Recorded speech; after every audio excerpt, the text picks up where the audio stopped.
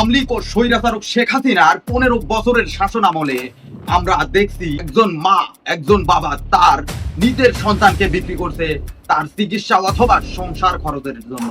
আর সেই দলের নেতা কর্মীরাই প্রচার করিতে বাংলাদেশ নাকি লন্ডন দ্বিতীয় সিঙ্গাপুর। তবে এই লন্ডন আর দ্বিতীয় সিঙ্গাপুর কোনো সাধারণ মানুষের জন্য না, শুধুমাত্র আমলিকের আমলা কামলা সামসাদের জন্যই প্রযোজ্য ছিল। টাকার কারণে আমার হাজবেন্ডের চিকিৎসা বন্ধ, খাওয়াইতে পারতেছি না, কত কিছু খাইতে চাই খাওয়াইতে পারি না।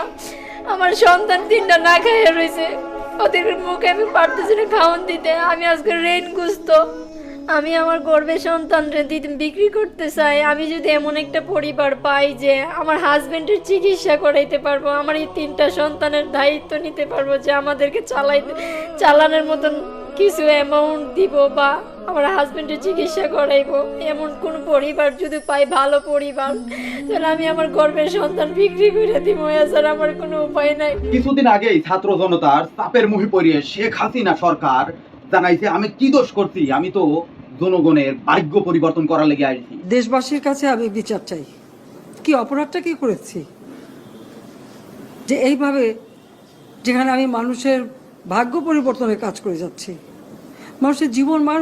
আসলে সে জনগণের ভাগ্য পরিবর্তন করার লেগে আইছে নাকি তার সাওয়াল পাল গোষ্ঠী আর এই আমলিকের আমলা কামলা সামসাগারে ভাগ্য পরিবর্তন করার লেগে আসছিল তা গোটা বাঙালি জাতি জানে। আমার বাসায় কাজ করে গেছে পিয়ন, সে এখন 400 কোটি টাকার মালিক। হেলিকপ্টার ছাড়া চলে না। আমলিকের সামসাগারে আম্মা শেখ হাসিনা যখন ক্ষমতায় আসছিল না তখন ভাষণ দিছিল, আমি ক্ষমতায় গেলে 1 সপ্তাহ আগে আমার ছবি টিভির পর্দায় দেখতে পারবেন না।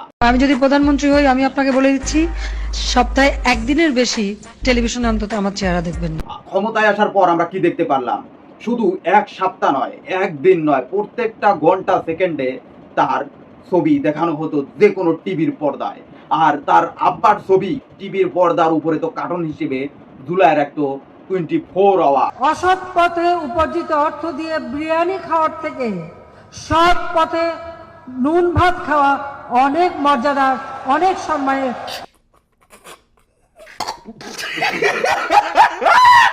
আগেকার মুরব্বিদের কাছে আপনি নিশ্চয়ই 2টি শ্লোক শুনেছেন যে চোরের মার বড় গলা আর চুরি চুরি তার উপরে আবার সেনা চুরি।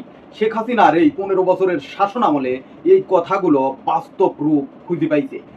একজন সাংবাদিক যখন শেখ হাসিনা জিজ্ঞাসা করলো যে আপনার পিএস কিভাবে 400 কোটি টাকার মালিক, ওই সাংবাদিকের এই কথার পরিপ্রেক্ষিতে শেখ হাসিনা বুঝাতে চাইলো যে দেশ উন্নতি করতেছে ওই দেশে একটু চুরি চামারি হয়।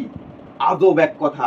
কথাটা এমন হয়ে দাঁড়াইলো যে আপনার ঘরে একজন চোর ঢুকিছে চুরি করার লেগে, কিন্তু আপনি হাতে নাতে তাক ধরিয়া লাইতেন, তখন ওই চোর কতিছে যে ভাই আমি পারলে সবই চুরি করতাম আপনার ঘরের, কিন্তু আমি 2 কেজি চাল রাখি দিছি যাতে আপনি সকালে ভাত রান্না করে খাবির পারেন। তো বিষয়টা হচ্ছে এইরকম, শেখ হাসিনা বুঝাচ্ছে যে আমি পারলে বাংলাদেশের সব কিছুই চুরি করবে পারি, কিন্তু আমি কিছু রাখি দিচ্ছি যাতে আপনারা বাইসে থাকতে পারেন কোন রকম ভাবে। আমার বাসায় কাজ করে গেছে পিয়ন, সে এখন 400 কোটি টাকার মালিক। হেলিকপ্টার ছাড়া চলে না।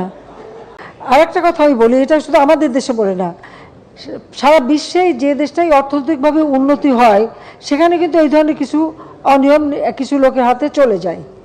কিছু টাকা পয়সা যারা অপান্ত তাদের হাতেই চলে, তারা বানায়, তারা তো অপেক্ষা করে থাকে।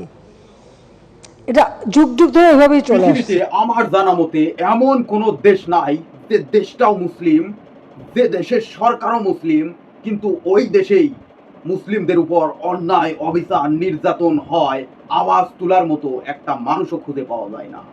এমনকি নামাজরত অবস্থায় মুসলিমদের হেনস্থা করা হয়, কোনো আইনগত ব্যবস্থা নেওয়া হয় না। এরকম চিত্র পৃথিবীতে আসলেই বিরল, কিন্তু আপনি বাংলাদেশে আমলিকের শাসন আমলে অবশ্যই দেখতে পারবেন। সবশেষ একটা কথাই বলবো বাঙালিদের, দেশকে বাঁচাও, ইন্ডিয়া হাটাও। আর যারা আমলিকের এই বুবুকে আশ্রয় দিতে চায় তারা অবশ্যই ভালো করে জেনে রাখেন, এই ইন্ডিয়া আপনাদের কাল হয়ে দাঁড়াবে আপনার এই বুবুর জন্য। বিগত 15 বছরে কয়েক বিলিয়ন ডলার ঋণ নিয়েছে ইন্ডিয়ার কাছ থেকে, এবং কি আপনি মাসে মাসে বিদ্যুৎ পরিশোধন করলেও আপনার আম্মা কিন্তু বিদ্যুতের বিল ইন্ডিয়াতে দেয়নি। আদানি গ্রুপ এখন বিদ্যুতের কয়েকশো মিলিয়ন টাকা আদায় করতে যাচ্ছে বাংলাদেশের কাছ থেকে। তাহলে বুঝে নিন এইরকম কত লুটপাট চালাইছে আপনার আম্মা, আপনার আপা।